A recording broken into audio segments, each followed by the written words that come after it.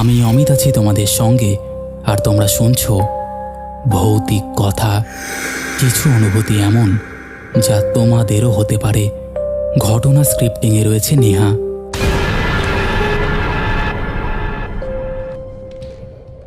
Welcome back.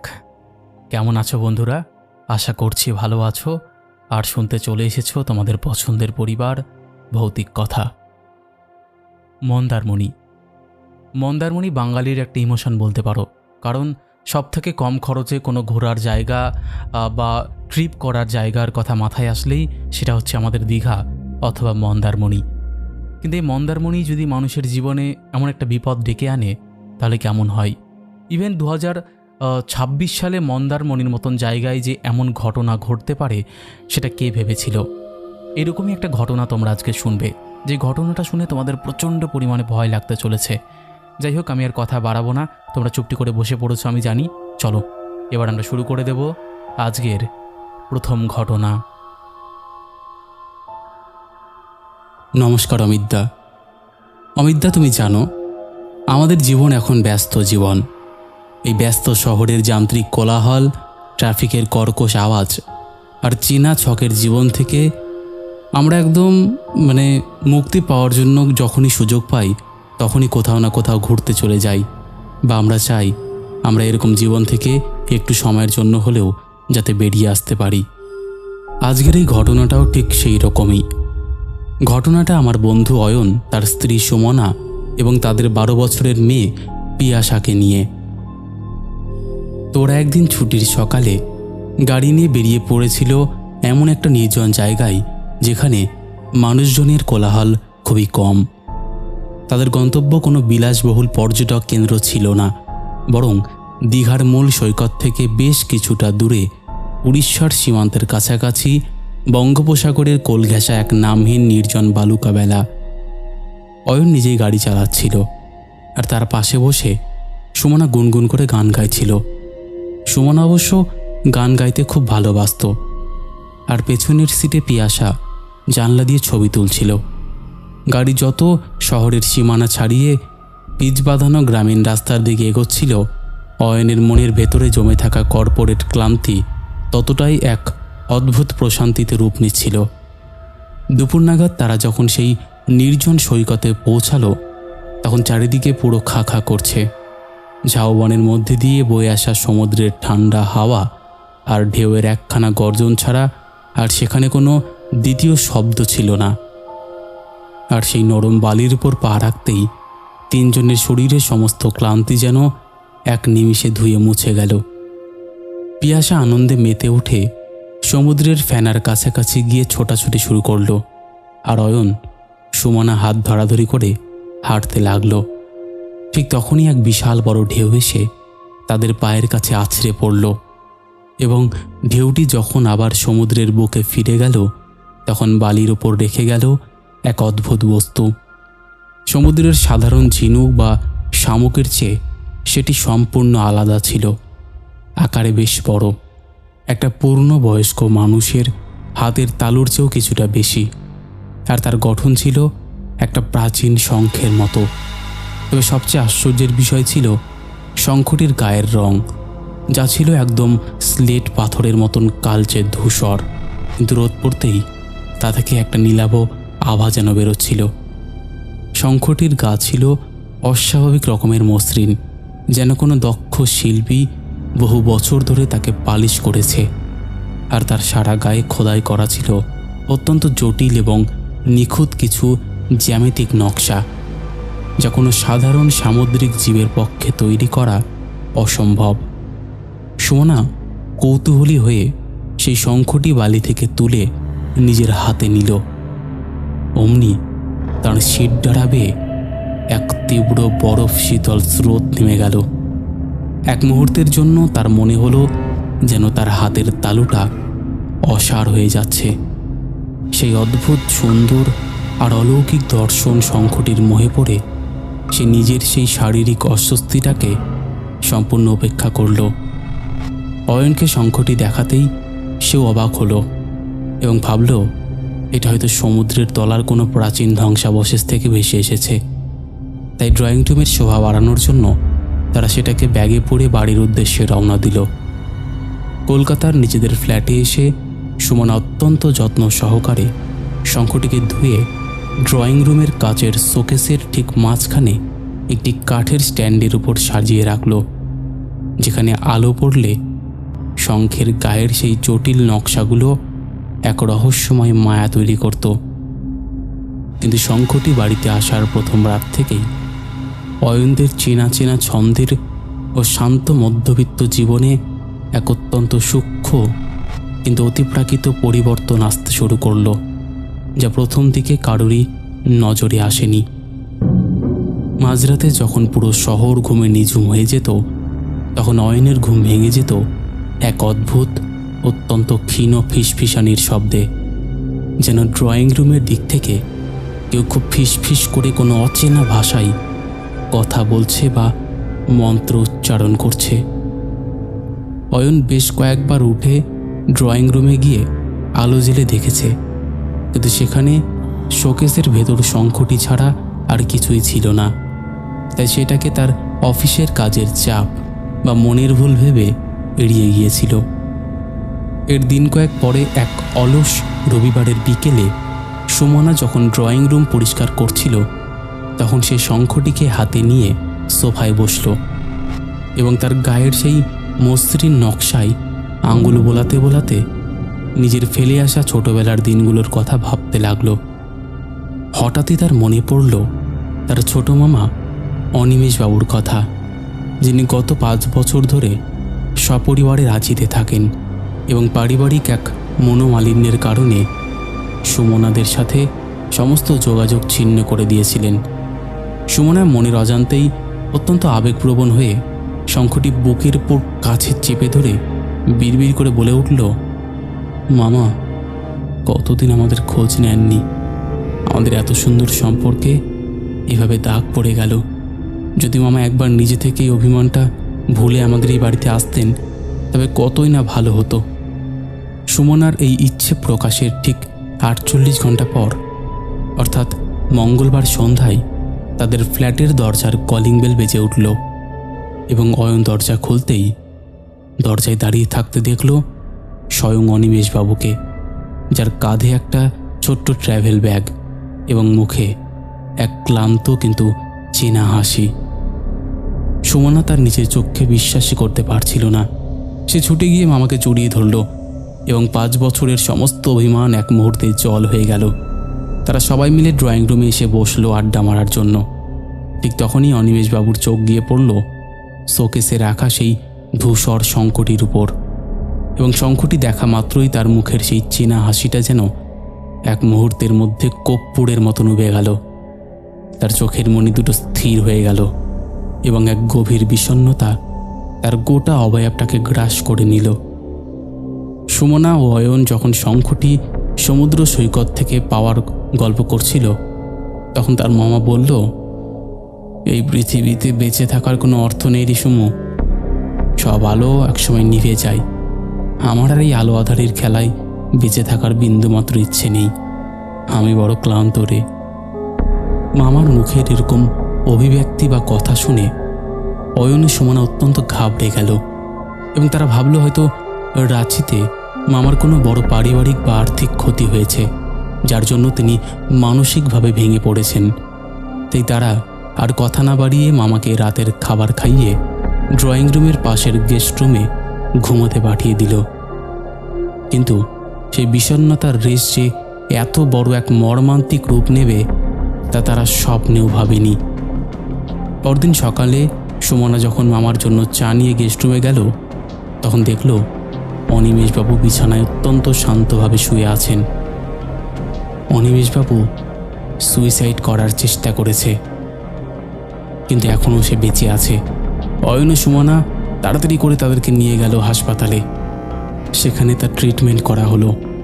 তারপরের দিনই রাঁচি থেকে তার বাড়ির লোক এসে তাকে নিয়ে গেল। পুরো ব্যাপারটাই কেমন এক অদ্ভুত ছিল।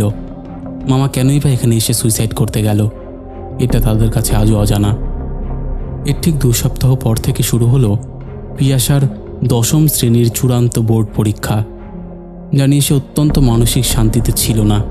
এবং গণিত পরীক্ষার আগের রাতে সে প্রচণ্ড ভয়ে ও আতঙ্কে কাঁদছিল, কারণ তার প্রস্তুতি ভালো ছিল না এবং তার মনে হচ্ছিল সে নির্ঘাত ফেল করবে। সুমনা ও অয়ন যখন তাকে সান্ত্বনা দিয়ে ঘুমোতে বলছিল, তখন পিয়াসা হঠাৎ এক অদ্ভুত জেদের বশে ড্রয়িং রুমে ছুটে গেল এবং শোকেস খুলে সেই শঙ্খটিকে 2 হাতে শক্ত করে চেপে ধরে কাঁদতে কাঁদতে বলল, আমাকে কালকের পরীক্ষায়। যাই হোক, তারপরে সুমনা পিয়াসাকে খাইয়ে দাইয়ে ঘুম পাড়িয়ে দিল। কিন্তু সেই রাতেই অয়ন আবার সেই ফিসফিসানির শব্দ শুনতে পেল, তবে এবার শব্দটা অনেক তীব্র ছিল, যেন শঙ্খের ভেতর থেকে কোনো অপার্থিব সত্তা অট্টহাসি হাসছে।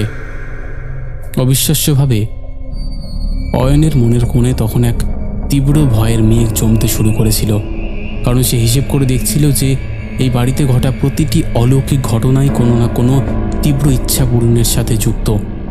কিন্তু এই বিষয়গুলো যে ভালো ঘটছিল না তা অয়ন ও সুমনা টের পেল এক অমাবস্যার কাল রাত্রিতে। সেই রাতে মাঝরাতের দিকে সুমনার হঠাৎ মনে হলো তার শোবার ঘরের ভেতরের তাপমাত্রা হাড় কাঁপানোর ঠান্ডা হয়ে গেছে, যেন ঘরের সমস্ত বাতাস জমে বরফ হয়ে গেছে। এবং ঠিক তখনই এক অমানসিক গলার শিরছেঁড়া আর্তচিৎকারে তার ঘুম ভেঙে গেল। ধর্মর করে উঠে বসে অন্ধকারের মধ্যেই সে যা দেখল তাতে তার হৃদস্পন্দন প্রায় বন্ধ হয়ে যাওয়ার জোগাড় হলো।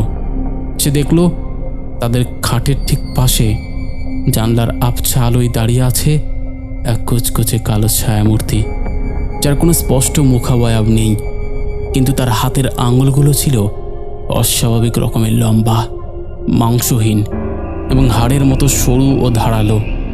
সেই ছায়ামূর্তিটি সুমনার কিছু করার আগেই তার ডান হাতটি ঝপ করে ধরে ফেলল এবং মূর্তির হাতের ছোঁয়া লাগা মাত্রই সুমনার মনে হলো কেউ যেন তার হাতের আঙুলগুলোতে জ্বলন্ত চারকোল বা ফুটন্ত লাভা ঢেলে দিয়েছে। এক তীব্র অসহ্য জ্বালা পড়ায় সে চিৎকার করতে চাইল, কিন্তু তার গলা দিয়ে কোনো আওয়াজ বেরোলো না। অয়ন পাশে ঘুমিয়েছিল। সে সুমনার ছটপটানি আর গঙানির শব্দে জেগে উঠে ঘরের আলো জ্বেলে দিতেই সেই কালো ছায়ামূর্তিটি এক পলকে ঘরের দেওয়ালে মিলিয়ে গেল। কিন্তু সুমনা তখন যন্ত্রণায় বিছানায় লুটিয়ে পড়েছে এবং নিজের ডান হাতটা চেপে ধরে কাঁদছে। ঘটনাটা এখানেই শেষ না, এরপরও বিভিন্ন ধরনের ঘটনা তাদের পরিবারে ঘটতে লাগলো। কখনো পিয়াসার শরীর খারাপ হয়, তো কখনো সুমনা ধপ করে পড়ে যায়, কখনো কোনো ছায়ামূর্তি দেখে। এভাবে চলতে চলতে অয়নের মাথায় একদিন বিদ্যুৎ খেলে গেল এবং সে সমস্ত ঘটনাটাকে একসঙ্গে মেলাতে পারল। সে বুঝতে পারল হয়তো এই শঙ্খটি তাদের জীবনে এক অশুভ শক্তির ছায়া নেমে এনেছে। অয়ন আর এক মুহূর্ত দেরি না করে ড্রয়িং রুম থেকে সেই অভিশপ্ত শঙ্খটিকে একটা মোটা চটের বস্তার মধ্যে পুড়ে ফেলল। আর শঙ্খটি ছোঁয়া মাত্রই তার মনে হলো বস্তার ভেতর থেকে ওটা যেন রাগে কাঁপছে, এক অদ্ভুত হিসির শব্দ হচ্ছে। অয়ন তখন তার এক বন্ধুর সাথে পরামর্শ করে বুঝল এটাকে ধ্বংস করার একমাত্র উপায় হলো কোনো পবিত্র ও গতিশীল নদীর গভীর স্রোতে একে বিসর্জন দেওয়া, যাতে এর ভেতরের লুপটি চিরতরে ভেঙে যায়। অয়ন সেই মতো সেই শঙ্খটিকে গঙ্গার ধারে এক নির্জন ঘাটে ফেলবে জন্য বেরিয়ে পড়ল। রাত 12টা নাগাদ তারা যখন সেই বাবুঘাটের একদম শুনশান অন্ধকার জেটির উপর গিয়ে দাঁড়ালো, তখন গঙ্গার জল একদম শান্ত। অয়ন চটের বস্তা থেকে শঙ্খটি বের করে যেই নদীর জলের দিকে ছুঁড়ে মারতে যাবে, অমনি এক অলৌকিক ভয়ঙ্কর কাণ্ড। চারিদিকের হাওয়া হঠাৎ থমকে গেল এবং নদীর শান্ত জল থেকে একটা বিশালাকার জলের ঘূর্ণি তৈরি হয়ে জেটির উপর যেন আছড়ে পড়ল। সেই জলের ঝাপটায় রনি টাল সামলাতে না পেরে জেটি থেকে ছিটকে সোজা গঙ্গার সেই গভীর অন্ধকার স্রোতের মধ্যে পড়ে গেল এবং কোনো অদৃশ্য শক্তি নাকি রনির পা দুটোকে টেনে ধরে নিয়ে যাচ্ছিল। সে বাঁচার জন্য ছটপট করতে লাগলো, কিন্তু জল থেকে উঠতে পারছিল না। অয়ন বুঝতে পারল সেই শঙ্খের ভেতরের সেই অপশক্তি নিজেকে বিসর্জন দেওয়ার থেকে আটকাতে তাদের উপর শেষবারের মতন মারাত্মক আক্রমণ চালাচ্ছে। কিন্তু অয়ন এবার আর ভয়ের কাছে নতি স্বীকার করল না। সে এক হাতে জেটির লোহার রড শক্ত করে ধরে অন্যদিকে রনির হাতটা ধরল এবং নিজের সমস্ত শক্তি দিয়ে রনিকে জলের উপর টেনে তোলার চেষ্টা করতে লাগলো। আর অন্য হাত দিয়ে সেই অভিশপ্ত শঙ্খটি গঙ্গার সেই গভীর ঘূর্ণির ঠিক মাঝখানে ছুঁড়ে ফেলে দিল। শঙ্খটি জলের বুকে পড়া মাত্রই চারিদিক থেকে যেন কোনো মানুষের কান্নার মতো আর্তনাদ শোনা গেল। আর তার ঠিক পরেই সেই তীব্র জলের ঘূর্ণি শান্ত হয়ে গেল এবং রনিকে টেনে ধরা সে অদৃশ্য বাঁধনটাও আলগা হয়ে গেল। কোনো রকমে রনিকে টেনে উপরে তুলে তারা সেখানে কিছুক্ষণ চুপ করে শুয়েছিল। তারপরে তারা দুজনে আস্তে আস্তে বাড়ির দিকে আসলো। এরপরে সত্যি কথা বলতে অয়ন ভয় পেত। কখনো কখনো মনে হতো যে তার পেছনে কেউ একটা হাঁটছে, কিন্তু এরপরে আর তেমন কিছু ঘটনা ঘটেনি। তো দাদা, এই ছিল ঘটনা। এরকম যে কোনো জায়গা থেকে কোনো কিছু তুলে আনতে নেই, সে জিনিসটা যতই সুন্দর হোক না কেন। যেমন কথায় আছে না, গোলাপেও কাঁটা থাকে, ঠিক সেই রকমই বিষয়টা। আমি সবাইকে হাত জোর করে রিকোয়েস্ট করব, তোমরা যেন কোথাও থেকে কোনো এরকম জিনিস তুলে আনবে না, যতক্ষণ না সেটা পুরোপুরি ভেরিফাই করছো যে না এটা আনা সেফ। কারণ এই ঘটনা শুনে তোমরা কতটা বিশ্বাস করবে আমি জানি না, কিন্তু আমি এটুকু তোমাদেরকে বলতে পারি, তোমরা জাস্ট আমার এই কথাটাকে মাথায় রেখো, কখনো কোনো এরকম জিনিস কোথাও থেকে তুলে আনবে না। তো এই ছিল ঘটনা। যদি ভালো লাগে অমিতদা, পড়ে শুনিও।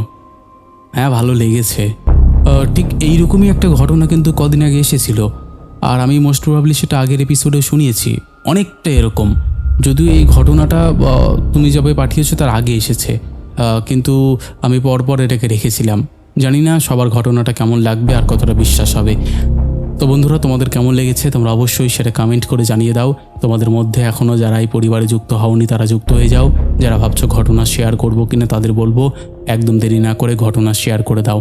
আমাদের এখানে ঘটনা শেয়ার করা একদম ইজি। আমাদের হোয়াটসঅ্যাপ নাম্বার থেকে শুরু করে সমস্ত সোশ্যাল মিডিয়ার লিঙ্ক তোমরা ডেসক্রিপশন সেকশনে পেয়ে যাবে। তো আর দেরি কিসের, তোমরা কন্ট্যাক্ট করে নাও। চলো আর কথা না বাড়িয়ে এবার আমরা শুরু করে দিচ্ছি পরের ঘটনা। দাদা, ঘটনাটা কদিন বলবো, মোটামুটি ধরে নাও 11 দিন আগের। বহুদিন পর একসঙ্গে কোথাও বেড়াতে যাওয়ার জন্য সুযোগ হয়েছিল আমাদের। আমি, আমার স্ত্রী মেঘলা আর আমাদের 11 বছরের ছেলে অর্ক আর আমার বাবা মা মিলে সবাই ঠিক করেছিলাম কদিনের জন্য একটু মন্দারমণি ঘুরে আসব। প্রায় 4 বছর আমরা কোথাও যাইনি, তাই সবার মধ্যেই আলাদা রকমের উত্তেজনা ছিল। সকালে বাড়ি থেকে বেরিয়ে দুপুরের দিকে মন্দারমণি পৌঁছে যাই। সেখানে গিয়ে খুব বেশি খোঁজাখুঁজি না করেই সমুদ্রের কাছেই একটা সাধারণ হোটেল পেয়ে গেলাম। হোটেলটি না খুব বড় বিলাসবহুল, না খুব খারাপ, পরিষ্কার পরিচ্ছন্ন, স্টাফদের ব্যবহার ভালো, খাবারও মোটামুটি। আমাদের দুটি পাশাপাশি রুম দেওয়া হলো। প্রথম দিনটা একদম স্বাভাবিকভাবেই কাটলো। সমুদ্রের ধারে ঘোরাঘুরি, ছবি তোলা, সন্ধ্যায় চা খাওয়া, তারপর হোটেলে ফিরে রাতের খাবার। কোনো অস্বাভাবিক কিছু চোখে পড়েনি। কিন্তু দ্বিতীয় রাত থেকেই এমন কিছু ঘটতে শুরু করলো যার ব্যাখ্যা আজও আমি খুঁজে পাইনি। সেদিন রাত প্রায় 2:30 হবে। হঠাৎ আমার ঘুম ভেঙে গেল। কেন ভাঙলো বুঝতে পারছিলাম না। কিছুক্ষণ চুপচাপ শুয়ে থাকতে শুনলাম খুব মৃদু একটা শব্দ হচ্ছে। মনে হচ্ছিল কেউ যেন করিডোরে ধীরে ধীরে হাঁটছে। প্রথমে গুরুত্ব দিলাম না, ভেবেছিলাম অন্য কোনো অতিথি হবে, কিন্তু শব্দটা বারবার আমাদের দরজার সামনে এসে থেমে যাচ্ছিল, তারপর আবার দূরে চলে যাচ্ছিল। কৌতূহলবশত দরজার আই হলে চোখ রাখলাম। করিডোর ফাঁকা, কোথাও কেউ নেই। আমি কিছুক্ষণ দাঁড়িয়ে রইলাম, তারপর আবার বিছানায় ফিরে এলাম। পরদিন সকালে বিষয়টা ভুলে গিয়েছিলাম। আমরা সারাদিন সমুদ্রে ঘুরলাম, বাজারে গেলাম, নানান রকম খাবার খেলাম। সন্ধ্যায় হোটেলে ফিরে সবাই ক্লান্ত হয়ে পড়েছিল। রাতের খাবার খেয়ে ঘুমিয়ে পড়লাম। গভীর রাতে হঠাৎ অর্কের কান্নার শব্দে আমার ঘুম ভাঙল। সে বিছানায় উঠে বসে কাঁদছে। আমি জিজ্ঞেস করলাম কি হয়েছে। সে বলল, বাবা, একটা দিদি জানলার পাশে দাঁড়িয়েছিল। আমি ভেবেছিলাম খারাপ স্বপ্ন দেখেছে, তাই শান্ত করে আবার শুইয়ে দিলাম। কিন্তু আমার স্ত্রীও বলল সে যেন কিছু একটা ছায়া দেখতে পেয়েছিল ঘুম ভাঙার ঠিক আগে। আমি ব্যাপারটা গুরুত্ব দিইনি। পরদিন বিকেলে আমরা হোটেলের ছাদে গিয়েছিলাম। সেখানে দাঁড়িয়ে সমুদ্র দেখা যাচ্ছিল। ছাদে কয়েকজন পর্যটকও ছিল। সব কিছু একেবারে স্বাভাবিক।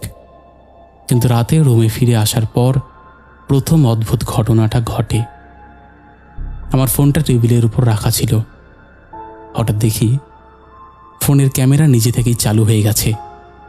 আমি ভেবেছিলাম ভুল করে চাপ লেগেছে। ফোন হাতে নিয়ে বন্ধ করতে গিয়ে দেখি শেষ তোলা ছবিটি আমাদের রুমের দরজার কাছে একটা অস্পষ্ট ছায়া দেখা যাচ্ছে। তখন রুমে আমরা ছাড়া আর কেউ ছিল না। আমি ছবিটা জুম করে দেখলাম। মনে হচ্ছিল একটা ছোট মেয়ে দাঁড়িয়ে আছে, কিন্তু ছবিটা এতটা ঝাপসা ছিল যে নিশ্চিত হওয়া গেল না। আমি কাউকে কিচ্ছু বললাম না। সেদিন রাতেই আবার সেই পায়ের শব্দ শুনতে পেলাম। এবার শুধু হাঁটার শব্দ, যেন কারোর খিলখিল হাসার আওয়াজ ভেসে আসছিল, খুব ক্ষীণ কিন্তু স্পষ্ট। আমি দরজা খুলে বাইরে বেরোলাম। করিডোর ফাঁকা, কিন্তু করিডোরের শেষ প্রান্তে একটা সাদা পোশাক পরা অবয়ব যেন এক ঝলক দেখা দিয়ে অদৃশ্য হয়ে গেল। আমি কয়েক সেকেন্ড স্থির হয়ে দাঁড়িয়ে রইলাম। তারপর নিজেকে বোঝালাম যে আলো আঁধারির কারণে ভুল দেখেছি।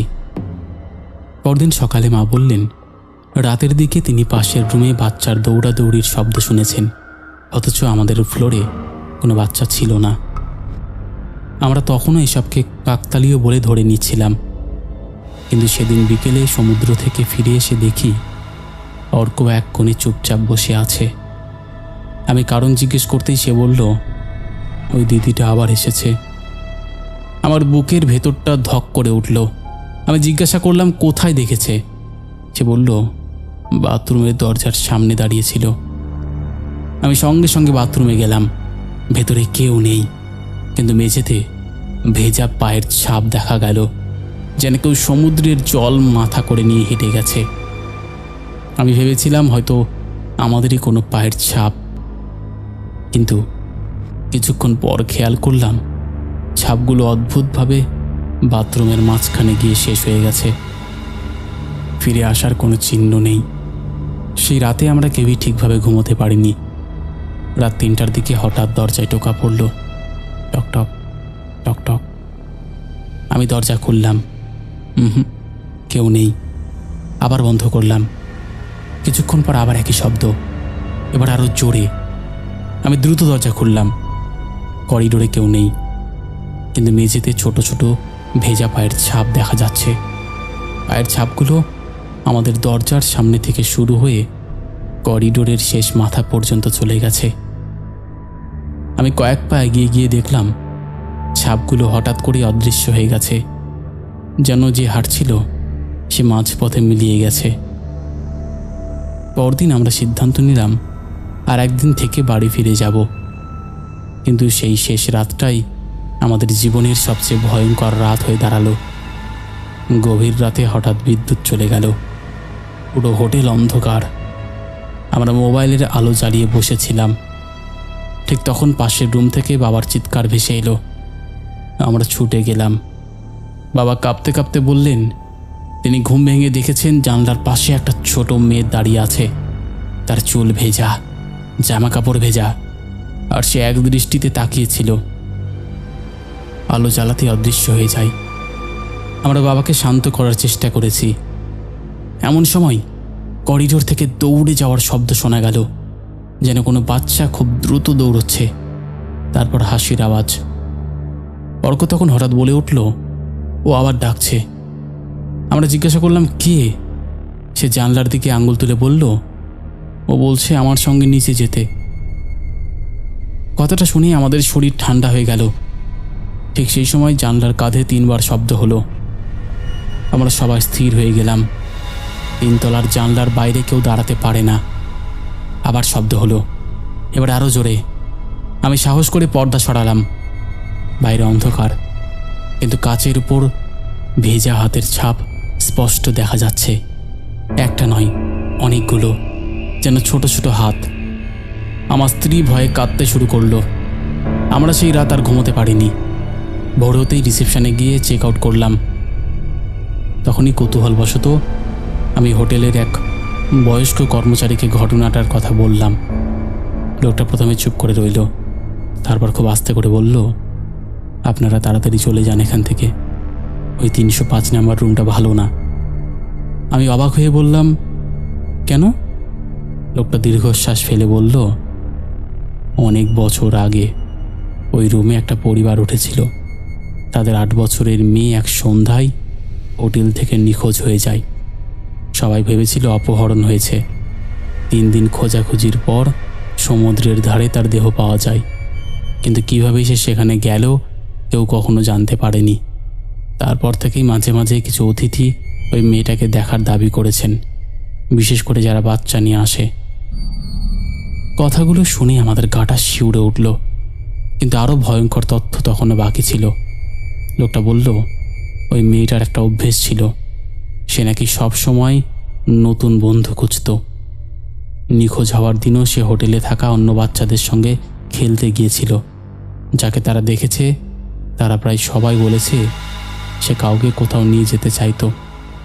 আমরা আর এক মুহূর্তও সেখানে দাঁড়াইনি, গাড়িতে উঠেই বাড়ির দিকে রওনা হলাম। কিন্তু ঘটনাটা এখানেই শেষ না। বাড়ি ফিরে আসার পর আমি মন্দারমণি ভ্রমণের ছবিগুলো দেখতে বসেছিলাম। হঠাৎ একটা ছবিতে চোখ আটকে গেল। ছবিটা আমরা দ্বিতীয় দিন বিকেলে সমুদ্রের ধারে তুলেছিলাম। ছবিতে আমরা সবাই দাঁড়িয়ে আছি, আর ঠিক অর্কের পেছনে দূরে একটা ছোট্ট মেয়ে দাঁড়িয়ে আছে, সাদা ফ্রক, ভেজা চুল আর মুখে এক অদ্ভুত হাসি। আমি প্রথমে ভেবেছিলাম কোনো পর্যটকের মেয়ে হবে, কিন্তু পরের ছবিতে সে নেই, আর আগের ছবিতেও নেই, শুধু ওই ছবিটাতেই আছে। বিষয়টা মাথা থেকে সরাতে পারছিলাম না। কয়েকদিন পর কৌতূহলবশত আমি আবার সেই বয়স্ক কর্মচারীর সঙ্গে ফোনে যোগাযোগ করি। এই ঘটনার পর প্রায় 6 মাস কেটে গেছে, কিন্তু আজও মাঝে মধ্যে গভীর রাতে অর্ক ঘুমের মধ্যে বিড়বিড় করে বলে, আমি যাব না, আমি নিচে যাব না। যাই হোক, এরপরে আমি আর বেশি কিছু জানার চেষ্টা করিনি। তবে এটুকু আমি বলবো, কোনো হোটেলে ওঠার আগে সবাই একটু যাচাই করে উঠবে। এই আধুনিক যুগেও যে এমন কিছু হয় সেগুলো তোমরা না শুনলে বা না ফেস করলে হয়তো বুঝতে পারবে না। যাই হোক অমিতদা, এই ছিল ঘটনা, যদি ভালো লাগে পড়ে শুনিও। তো বন্ধুরা, এই ছিল আমাদের আজকের দ্বিতীয় ঘটনা। আশা করছি প্রত্যেক দিনের মতন এই ঘটনাটাও তোমাদের দারুণ লেগেছে। কেমন লেগেছে তোমরা অবশ্যই সেটা কমেন্ট করে জানিয়ে দাও। আর একটা কথা, ভৌতিক কথা কোনো রকম অন্ধবিশ্বাস, কোনো রকম কুসংস্কার বা কোনো রকম নেগেটিভিটিকে প্রশ্রয় দেয় না। ভৌতিক কথার কাজ শুধুমাত্র মানুষের জীবনে ঘটে যাওয়া ঘটনা সকলের সামনে তুলে ধরা, নচেত আর কোনো উদ্দেশ্য নেই। তাই যারা বিশ্বাস করছো না তারা এগুলোকে এন্টারটেইনমেন্ট হিসেবেই নিয়ে নাও। চলো এবার আমরা শুরু করে দিচ্ছি পরের ঘটনা। হ্যালো অমিতদা, আমি মিজানুর। আজ যে ঘটনাটা লিখছি সেটা আমি শুনেছি আমার পুরনো বাংলা টিচার সমীর পাল স্যারের কাছ থেকে। স্যার এই ঘটনাটা শুনেছিলেন তার খুব পরিচিত একজন মানুষ মকবুল আলী ওরফে রাজুর কাছ থেকে। ঘটনাটা বহু বছরের পুরনো, কিন্তু আজও শুনলে গায়ে কাটা দেয়। আমি নিজের মতো করে যতটা পেরেছি গুছিয়ে লেখার চেষ্টা করেছি। কোথাও ভুল ত্রুটি হলে ক্ষমা করবেন। রাজু আর সুজয় দুজন দুই ধর্মের হলেও ছোটবেলা থেকে ছিল একে অপরের খুব কাছের বন্ধু। সময়ের সঙ্গে দুজনেই বড় হয়ে যায়। রাজু তার বাবার সঙ্গে ব্যবসা শুরু করে, আর সুজয় চাকরি পায় বারাসাতের এক প্রত্যন্ত গ্রামীণ স্কুলে। অনেক দিন পর একদিন তাদের আবার দেখা হয়। সেখান থেকেই দুজনের ফোনে যোগাযোগ শুরু হয়। কথা বলতে বলতেই রাজু জানতে পারে সুজয় কোথায় থাকে। পুজোর পরের সময় ব্যবসার চাপও একটু কম ছিল। হঠাৎ একদিন রাজু ঠিক করে কিছু না জানিয়েই সুজয়ের কাছে চলে যাবে। বাস, রিক্সা আর দীর্ঘ রাস্তার ঝাঁকুনি পেরিয়ে অবশেষে রাজু পৌঁছে যায় সুজয়ের ভাড়া নেওয়া বাড়িতে। অনেকদিন পর দেখা হওয়ায় স্বাভাবিকভাবেই দুজন খুব খুশি হয়। আড্ডা, গল্প, পুরনো দিনের স্মৃতি সব মিলিয়ে সময় ভালোই কাটছিল। সেই বাড়িতে একজন কাজের মহিলা ছিল। রান্না থেকে শুরু করে বাসন মাজা সব কাজ তিনিই করতেন। তো রাতে খাওয়ার সময় মহিলা রাজুর ঘরে খাবার দিয়ে বলল, খাওয়াটা শেষ হয়ে গেলে প্লেটটা ঘরেই রেখে দেবেন দাদাবাবু, আর রাতে দরজা জানলা ভালো করে বন্ধ করে ঘুমোবেন, রাত যতই হোক বাইরে বেরোবেন না। কথাগুলো শুনে রাজুর একটু অদ্ভুত লাগলেও সে খুব একটা গুরুত্ব দেয়নি। প্রথম রাত প্রায় 3:45। হঠাৎ রাজুর ঘুমটা ভেঙে যায়। ঘুম ভাঙতেই সে শুনতে পায় একজন পুরুষ আর একজন মহিলার অস্বাভাবিক জোরে হাসির শব্দ। তার সঙ্গে মিশেছিল হাঁস, মুরগি আর ছাগলের ডাক। রাজুর খুব অস্বস্তি হতে থাকে। পরদিন সকালে সে বিষয়টা সুজয়কে জিজ্ঞেস করলে সুজয় কথাটা এড়িয়ে যায়। কাজের মহিলাও শুধু বলে, এখানে রাতে কিছু শুনলে পাত্তা দেবেন না দাদাবাবু। এই উত্তর শুনে রাজুর মনে কৌতূহল আরও বেড়ে যায়। দ্বিতীয় রাতেও ঘটে একই ঘটনা। আবার সেই হাসির শব্দ, আবার সেই পশুর ডাক। এবার রাজুর সন্দেহ আরও বাড়ে। সে ঠিক করে আজ না হয় কাল ব্যাপারটা দেখেই ছাড়বে। তৃতীয় রাতে রাজু ইচ্ছে করেই ঘুমোয়নি। রাত বাড়তেই আবার সে অদ্ভুত শব্দ শুরু হয়। রাজু ধীরে ধীরে জানলার একটা অংশ ফাঁক করে বাইরে তাকায়, আর যা দেখে তাতে তার শরীর ঠান্ডা হয়ে যায়। বাড়ির উঠোনে একটা বড় উনুনে আগুন জ্বলছে। সুজয়ের বাড়ির সেই কাজের মহিলা উনুনের সামনে বসে আছে। তার একটা পা অস্বাভাবিক লম্বা হয়ে আগুনের ভেতরে পর্যন্ত চলে গেছে, কিন্তু তার মুখে কোনো যন্ত্রণার চিহ্ন নেই। সুজয় একটু দূরে চুপচাপ বসেছিল। মহিলাটা একের পর এক হাঁস, মুরগি আর ছাগল আগুনে পুড়োচ্ছিল, আর সেগুলো তুলে তুলে খাচ্ছিল। চারপাশে শুধু আগুনের আলো আর সে বিকট হাসির শব্দ। রাজুর গলাটা শুকিয়ে গিয়েছিল। সে বুঝে গিয়েছিল এখানে আর এক মুহূর্ত থাকা যাবে না। ভোর হতেই রাজু শুধু নিজের ওয়ালেট নিয়ে বাইরে বেরিয়ে আসে। মুখ ধোয়ার অজুহাত দিয়ে বাড়ির বাইরে বেরিয়েই সে দৌড়তে শুরু করে। হঠাৎ পেছন থেকে সেই কাজের মহিলার হাসির শব্দ ভেসে আসে। সে চিৎকার করে বলছিল, দাদাবাবু আর কয়েকদিন থেকে যান। রাজু পেছনে না তাকিয়েই দৌড়তে থাকে। অবশেষে বড় রাস্তার ধারেই একটা চায়ের দোকানের সামনে এসে সে অজ্ঞান হয়ে পড়ে। জ্ঞান ফেরার পর রাজু জানতে পারে কয়েক বছর আগে ওই বাড়িতে এক স্কুল শিক্ষক আর এক মহিলা থাকতেন। এক রাতে ডাকাতের দল বাড়িতে হামলা করে, তারপর দুজনকেই খুন করে বাড়ির সামনে গাছে ঝুলিয়ে দেয়। পুলিশ এলেও আসল অপরাধীদের আর কখনো ধরা যায়নি। তারপর থেকেই ওই বাড়িতে যারা থাকতে এসেছে প্রায় সবাই একই ধরনের ভয়ঙ্কর অভিজ্ঞতার সম্মুখীন হয়েছে। কেউ বেশি দিন সেখানে থাকতে পারেনি। এটাই পুরো ঘটনাটা। যতটা শুনেছিলাম আর যতটা পেরেছি নিজের মতো করে লিখলাম। অমিতদা, ঘটনাটা যদি ভালো লাগে এবং উপযুক্ত মনে হয় তাহলে অবশ্যই পড়ে শুনিও। আমার কাছে এরকম আরও কিছু বাস্তব ঘটনা আছে। যদি ঘটনাটা সিলেক্ট হয় তাহলে বাকি ঘটনাগুলো লিখে পাঠাবো। ইতি মিজানুর। তো বন্ধুরা, এই ছিল আমাদের আজকের জমজমাট একটি এপিসোড। আশা করছি এই এপিসোডটি তোমাদের ভালো লেগেছে। কেমন লেগেছে তোমরা অবশ্যই সেটা কমেন্ট করে জানিয়ে দাও। তোমাদের মধ্যে এখনও যারা এই পরিবারে যুক্ত হওনি তারা যুক্ত হয়ে যাও। যারা ভাবছো ঘটনা শেয়ার করব কি না, তাদের বলবো একদম দেরি না করে ঘটনা শেয়ার করে দাও। চলো এবার আমরা শুরু করি শাউট আউট পর্ব। শেষের এপিসোডে ফার্স্ট কমেন্ট করেছে কৃষ্ণা, সেকেন্ড কমেন্ট করেছে সুশীলা মণ্ডল, থার্ড কমেন্ট করেছে অঞ্জলি মণ্ডল। তিনজনেই লাভ লাভ রিয়াক্ট দিয়েছে। তারপরে কমেন্ট করেছে বৈষ্ণবী দেবী দাসী, শিল্পা চ্যাটার্জি, অঞ্জলি মণ্ডল, তোতন মণ্ডল, এসকে আরাফুল হোসেন, মামন মণ্ডল। তারপরে আরও কমেন্ট করেছে রিয়া মাতিয়া, সুশীলা মণ্ডল, অর্ণব বেরা, কবিতা সরকার, রাকেশ এইচডি, অর্ণব বেরা, বিষ্ণু সাধন পাল মজুমদার।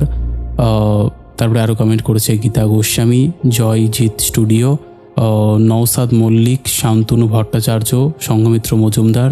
তারপরে আরও কমেন্ট করেছে পাপড়ি দোলা, সুস্মিতা চরণ, অনন্যা কর্মকার। লিখেছে দাদা এখন বাজে রাত 2:18 আর এখন তোমার ঘটনা শুনছি একদম। তারপরে কমেন্ট করেছে তনিমা, লিখেছে হাই অমিতদা, আমি তনিমা বলছি, খুব ভয়ের ঘটনাগুলো, থ্যাংক ইউ। তারপরে কমেন্ট করেছে ইরফান মল্লিক, রুদ্র বসাক, অন্তিম স্যাড মোমেন্ট, পম্পা মহন্ত। লিখেছে হাই ভাই, আজকে ঠিকঠাক সময় চলে এসেছি, ঘটনা পেলাম, গুড নাইট। আজকের ঘটনা শোনা হবে না, সকালে শুনবো, থ্যাংক ইউ, নো প্রবলেম। তারপরে কমেন্ট করেছে শান্তুর দুনিয়া, লিখেছে ভাই আমার জ্বর হয়েছে, এই জ্বর অবস্থায় বিছানায় শুয়ে তোমার মুখে ঘটনা শুনছি, তুমি কেমন আছো? ভালো আছি গো, তুমি কেমন আছো? তারপরে কমেন্ট করেছে কার্তিক সাহা, বলরাম, বৈষ্ণবী দেবী দাসী। লিখেছে রেল লাইনের ঘটনা বরাবর পছন্দের, ভয়ের পরিবেশ সৃষ্টি করে এবং অনেকাংশে সত্যি ঘটে একদম। তারপরে কমেন্ট করেছে অসীম দাস, প্রণতি মুখার্জি। লিখেছে অমিতদা বিগ ফ্যান, একবার আমার নামটা নেবেন প্লিজ, আমার নাম সৌনক ব্যানার্জি। হ্যালো সৌনক। তারপরে কমেন্ট করেছে শিহাব শাফিরউদ্দিন, এমডি মোয়াজবনিয়া, অরিজিৎ নস্কর, দেবাশিস বাগচি, সীমা আক্তার। লিখেছে আপনি আমার একটা ঘটনা তুলে ধরতে পারবেন? পাঠিয়ে দাও, অবশ্যই পাঠিয়ে দাও। তারপরে কমেন্ট করেছে রাম টুডু, রোস্টার বয় রকি, শাশ্বতী সান্যাল, সুভাষ বৈদ্য। লিখেছে হ্যালো অমিতদা, তুমি কেমন আছো? আবার চলে এসেছি তোমার মিষ্টি মধুর কণ্ঠে ঘটনা শুনতে, একদম। তারপরে কমেন্ট করেছে অর্ণব বেরা, সুজয় সান্ত্রা, অমিতা ঠাকুর, নন্দিনী রয়, গীতা গোস্বামী, সুস্মিতা মণ্ডল। লিখেছে তোমার গলায় গল্পগুলো শুনতে খুব ভালো লাগে, তাই রোজ দুপুরবেলা আসি, আজও এসেছি। থ্যাংক ইউ দিদি। তারপরে কমেন্ট করেছে সুরজ বিশ্বাস, মুসলিমা খাতুন, ইউদে দাস, মধু, আজমিন খাতুন। লিখেছে চলে এসেছি দাদা, মাত্র 3 দিন আগে তোমার চ্যানেলের দেখা পাই আমি, আর সেদিন থেকে ইউটিউবে তোমার চ্যানেল ছাড়া আর কিছুই শুনিনি। 760 থেকে 111 পর্যন্ত সব গল্প আমার শোনা হয়ে গেছে। এভাবে এগিয়ে যাও, অনেক ভালোবাসা আর শুভকামনা তোমাদের জন্য। Thank you. তো এইরকম অসংখ্য প্রিয় মানুষেরা আমাদের শেষের এপিসোডে কমেন্ট করেছে, যাদের কমেন্ট আমি আর চাইলেও পড়তে পারছি না। তো আজকের মতন এখানেই শেষ করছি, আবার দেখা হবে নতুন কোনো ঘটনা নিয়ে।